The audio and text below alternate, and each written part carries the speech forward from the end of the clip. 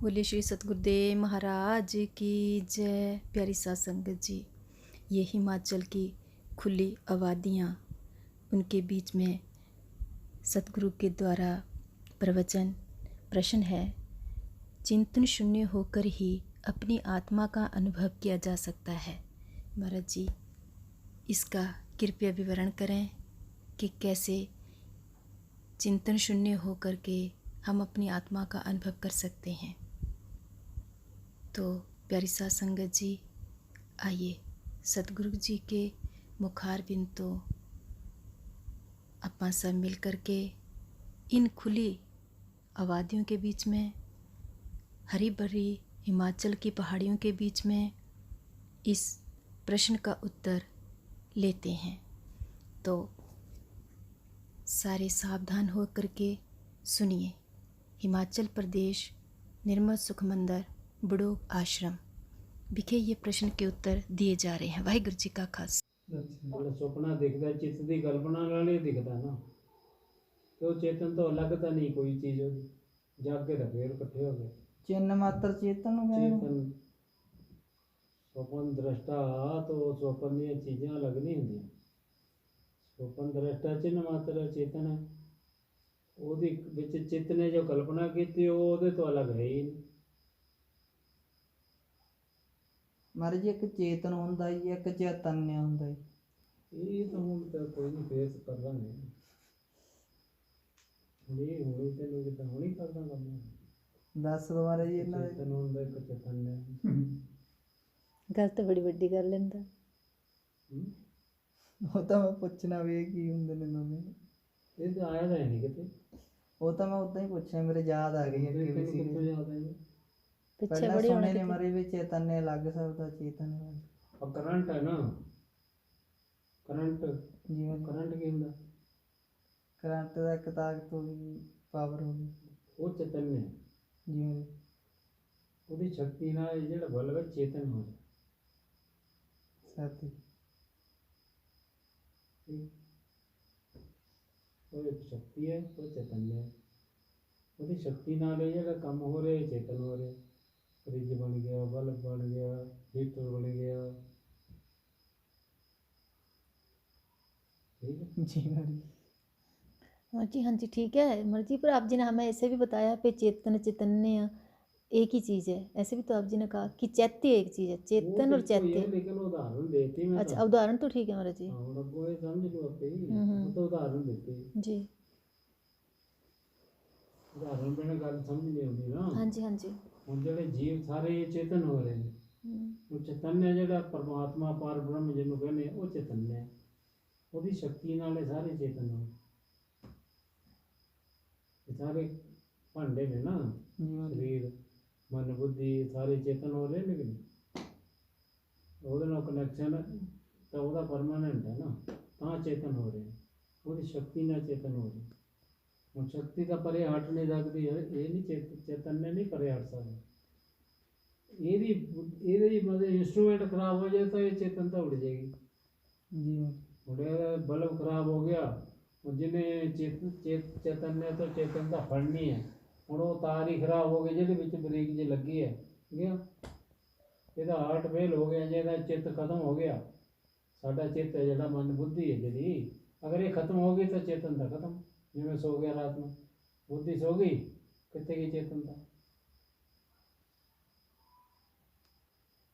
ਚੇਤन्य ਜਿਹੜਾ ਹੈ ਪਰਮਾਨੈਂਟ, ਚੇਤਨ ਜਿਹੜਾ ਇਹ ਕਲਪਨਾ ਮਾਤਰ ਹੈ। ਇਹ ਬਰੀਕ ਜੀ ਗੱਲ ਹੈ। ਇਹ ਆਮ ਤਾਂ ਮੈਨੂੰ ਕਿਸੇ ਨੇ ਪੁੱਛਿਆ ਤਾਂ ਨਹੀਂ ਛੇਤੀ, ਪਰ ਲੇਕਿਨ ਸਮਝਾਉਣ ਵਾਸਤੇ ਉਦਾਹਰਨ ਆਏਗੀ ਤੁਹਾਡੇ ਕੋਲ, ਹੋਰ ਵੀ ਮਿਲ ਜਾਂਦੀ ਹੈ। ਸਤਿ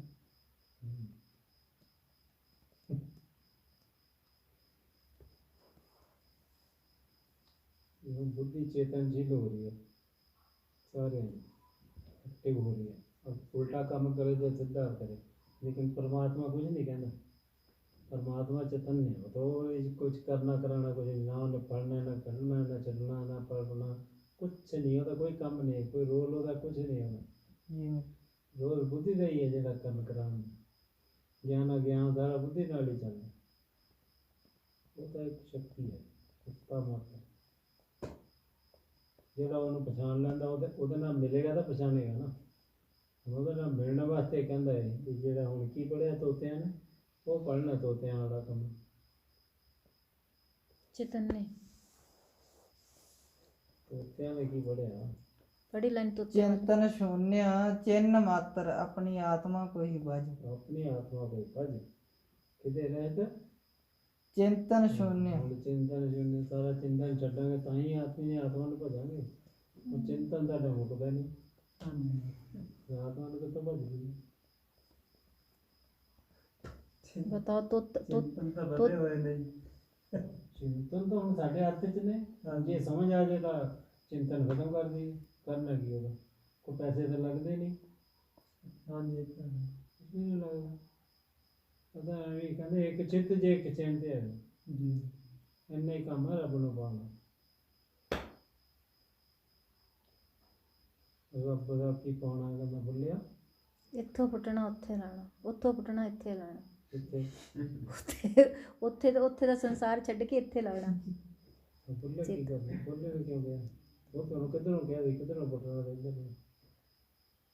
ਬੋਲੇ ਉੱਥੋਂ ਪੁੱਟ ਕੇ ਇੱਥੇ ਲਾਣਾ।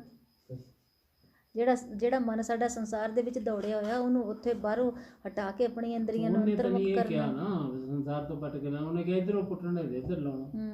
ਤੇ ਮਨ ਨੂੰ ਉਧਰੋਂ ਹਟਾ ਕੇ ਇੱਧਰ ਲਾਣਾ, ਆਪਣੇ ਅੰਦਰਮੁਖ ਕਰਨਾ। ਓਏ ਬੁੱਲੇ ਸ਼ਾਹ ਜਿਹੜਾ ਸੀ ਗੱਠੇ ਲਾਉਂਦਾ ਸੀ। ਅੱਛਾ ਜੀ। ਗੱਠੇ ਕਿੱਦਾਂ ਲਾਈਦੇ ਨੇ? ਬਹਿ ਬਹਿ ਕੇ बैठ के लगाते हैं महाराज। मर्जी बैठ के वो एक होती है, एक हथियार होता कुट्टी, उससे थोड़ी जगह बनाते हैं और जरा सा उसको लगा देते हैं, थोड़ी सी मिट्टी डाल के डुबो देते हैं। गंडे ਗੰਡੇ ਕਿਵੇਂ ਲਾਉਂਦੇ? ਮਾਜੀ ਉਰੀ ਹੁੰਦੀ ਉਹਦੀ ਪਨੀਰੀ ਹੁੰਦੀ ਹੈ। ਪਨੀਰੀ ਹੁੰਦੀ ਹੈ। ਹਾਂਜੀ ਪਹਿਲਾਂ ਇੰਨੀ ਤਾਂ ਗੱਲ ਦੱਸਦੇ, ਪਨੀਰੀ ਦੀ ਗੱਲ ਹੁੰਦੀ ਹੈ। ਹਾਂਜੀ ਇੱਧਰ ਪਨੀਰੀ ਲੱਗੀ ਹੁੰਦੀ ਹੈ। ਹਾਂਜੀ ਆ ਉੱਥੋਂ ਪਨੀਰੀ ਚੁੱਕ ਕੇ ਇੱਥੇ ਲਾ ਦੇਣੀ ਵੱਡਾ ਕਰਨੇ ਲਈ। ਤੇ ਉਹ ਲਾਉਂਦਾ ਸੀ ਗੰਡੇ। ਅੱਛਾ ਜੀ। ਉੱਤੋਂ ਚਲਾ ਗਿਆ ਵੀ ਕਿਸੇ ਨੇ ਗਿਆਨ ਦੀ ਗੱਲ ਪੁੱਛਣੀ ਸੀ, ਉਹ ਕਹਿੰਦਾ ਬੁੱਲੇ ਕੋ ਚਲਾ ਜਾ। ਹੁਣ ਉਹ ਗੰਡੇ ਲਾਉਂਦਾ ਫਿਰਦਾ ਸੀਗਾ। ਅੱਛਾ ਜੀ। ਉਹ ਪਹਿਲਾਂ ਸੋਚੇ ਵੀ ਸਾਲਾ ਇਹ ਗੰਡੇ ਲਾਉਂਦੇ, ਇਹਨੂੰ ਗਿਆਨ ਇਸ ਤੋਂ ਲਵਾਂ। ਉਹਨੇ ਪੁੱਛ ਹੀ ਲਿਆ ਵੀ ਸਾਰੇ ਕਹਿੰਦੇ ਨੇ ਤਾਂ ਚੱਲ ਹੁਣ ਮੈਂ ਪੁੱਛਿਆ। ਉਹਨੇ ਪੁੱਛਿਆ ਵੀ ਰੱਬ ਨੂੰ ਕਿਵੇਂ ਪਾਈਦਾ? ਉਹ ਕਹਿੰਦਾ ਇੱਧਰੋਂ ਪੁੱਟਣਾ ਤੇ ਇੱਧਰ ਲਾਉਣਾ। ਇੱਧਰੋਂ ਪਨੀਰੀ ਪੁੱਟੀ ਇੱਧਰ ਲਾਤੀ। ਉਹ ਸਮਝ ਗਿਆ ਕਿਉਂਕਿ ਉਹ ਤਾਂ ਚਾਹਵਾਨ ਸੀ ਨਾ। ਉਹ ਸਮਝ ਗਿਆ ਵੀ ਸੰਸਾਰ ਤੋਂ ਪੁੱਟ ਲੈ ਤੇ ਇੱਧਰ ਲਾ ਦੇ। ਕਹਿ ਗਿਆ ਰੱਬ ਹੋਰ ਕਿਤੇ ਕਿਤੇ ਬਾਹਰ ਜਾਣੇਗਾ। ਜਦ ਤੱਕ ਸੰਸਾਰ 'ਚ ਵੜਿਆ ਰਹੇਗਾ ਉਦੋਂ ਤੱਕ ਇਹ ਨਹੀਂ ਨਿਕਲ ਸਕਦਾ। ਰੱਬ ਨੇੜੇ ਵੀ ਨਹੀਂ ਆਉਂਦਾ। ਸੰਸਾਰ 'ਚੋਂ ਇੱਕ ਵਾਰੀ ਨਿਕਲਣਾ ਤਾਂ ਪੈਣਾ ਹੀ ਆ, ਭਾਵੇਂ ਵਿੱਚ ਰਹਿ ਕੇ ਨਿਕਲੋ ਚਾਹੇ ਬਾਹਰ ਨਿਕਲ ਕੇ ਨਿਕਲੋ, ਜਿੱਦਾਂ ਮਰਜ਼ੀ ਹੈ। ਚਾਹੇ ਲੱਸੀ ਦੇ ਵਿੱਚ ਪਏ ਮੱਖਣ ਵਾਂਗੂ ਬਾਹਰ ਰਹੀ ਜਾਓ, ਗ੍ਰਸਤੀ 'ਚ ਵੜ ਕੇ ਵਿੱਚ ਨਾ ਫਸ ਕੇ ਲੱਗ ਰਹੀ ਜਾਓ, ਚਾਹੇ ਸੰਨਿਆਸ ਲੈ ਕੇ ਇੱਦਾਂ ਹੋ ਜਾਏ।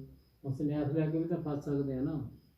ਇਹ ਕੋਈ ਜ਼ਰੂਰੀ ਨਹੀਂ ਸੰਨਿਆਸ ਲੈ ਕੇ ਹੀ ਬਣ ਸਕਦੇ, ਕੋਈ ਗਰੰਟੀ ਨਹੀਂ। ਜਿਹੜਾ ਸੰਨਿਆਸੀ ਹੋ ਕੇ ਗ੍ਰਸਤੀਆਂ ਧਿਆਨ ਜਾਵੇ, ਇਸਤਰੀਆਂ ਪੈਸੇ ਧਨ ਵੱਲ ਧਿਆਨ ਜਾਵੇ, ਦੋਨਾਂ ਚੀਜ਼ਾਂ ਬਿਮਾਰੀਆਂ ਨੇ, ਪੈਸਾ ਵੀ ਔਰ ਇਹ ਸਾਰਾ। ਇਹ ਚੱਕਰ ਹੈ ਨਾ। ਇਹ ਨਹੀਂ ਕਿ ਗ੍ਰਸਤੀ ਹੋ ਕੇ ਫਸੇਗਾ ਜਾਂ ਸਾਧੂ ਹੋ ਕੇ ਨਹੀਂ ਫਸੇਗਾ। ਸਾਧੂ ਵੀ ਫਸੇ ਪਏ, ਉਹ ਤਾਂ ਕੋਈ ਵਿਰਲਾ ਹੀ। ਗ੍ਰਸਤੀਆਂ 'ਚ ਵੀ ਕੋਈ ਵਿਰਲਾ ਹੈ, ਸਾਧੂਆਂ 'ਚ ਵੀ ਕੋਈ ਵਿਰਲਾ ਹੈ ਨਿਕਲ ਜਾਏ ਜਿਹੜਾ ਕੋਈ ਭਾਵਨਾ। ਇਹ ਚੱਕਰ ਹੈ। ਨਾ ਮਾੜਾ ਸੰਨਿਆਸੀ ਤੇ ਨਾ ਮਾੜਾ ਗ੍ਰਸਤੀ। ਮਾੜਾ ਤਾਂ ਫਸਣਾ ਹੈ। ਲੇਕਿਨ ਗ੍ਰਸਤੀ 'ਚ ਜਰਾ ਕੱਲ੍ਹ ਇਹਨੇ ਬੜਾ ਵਧੀਆ ਕਿਹਾ ਵੀ ਕੀ ਹੁੰਦਾ ਗ੍ਰਸਤੀ ਦੀ ਉਹ ਪਰਿਭਾਸ਼ਾ। ਕਹਿੰਦਾ ਵੀ ਇੰਨਾ ਉੱਤੇ ਭਾਰ ਵੱਧ ਜਾਂਦਾ।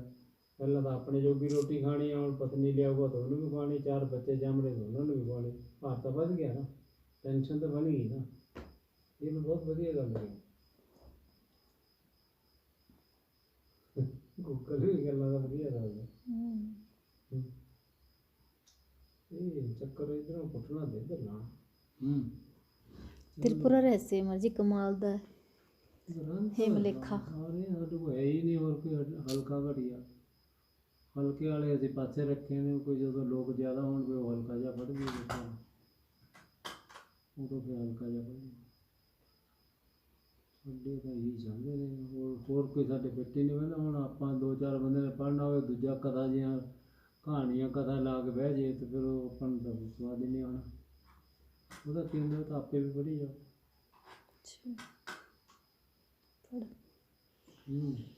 आईने में परछाई की तरह ਉਹ ਤਾਂ ਗੋਲੂ ਨੂੰ ਬਥੇਰੀਆਂ ਆਉਂਦੀਆਂ ਨੇ, ਕਥਾ ਲਾ ਦੇ ਹੋਣੇ ਤੈਨੂੰ ਕਿੰਨੀਆਂ ਕਥਾ ਸੁਣਾ ਦੇਣੀਆਂ।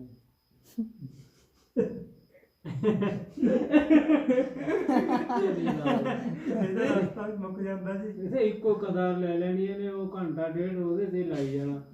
ਇੱਥੋਂ ਨਿਕਲਿਆ ਸੀ ਫਿਰ ਹੋਰ ਰਾਗ ਸੁਣਾ ਦੇਣਾ ਦੋ ਚਾਰ, ਫਿਰ ਇੱਕ ਅੱਧੀ ਲਾਈਨ ਸੁਣਾ ਦੇਣੀ ਉਹਨੇ। ਇੱਕ ਕਥਾ ਇੱਕੋ ਹੀ ਪ੍ਰਸੰਗ ਨੂੰ ਮੈਂ ਕਿਹਾ ਘੰਟਾ ਲਗਾ, ਇੱਕ ਲਾਈਨ ਪੜ੍ਹੀ, ਦੋ ਤਿੰਨ ਚਾਰ ਧਾਰਨਾ ਲਾ ਦਿੱਤੀਆਂ, ਫਿਰ ਇੱਕ ਅੱਧੀ। ਵਾਹਿਗੁਰੂ ਜੀ ਕਾ ਖਾਲਸਾ ਵਾਹਿਗुरु जी की फतेह।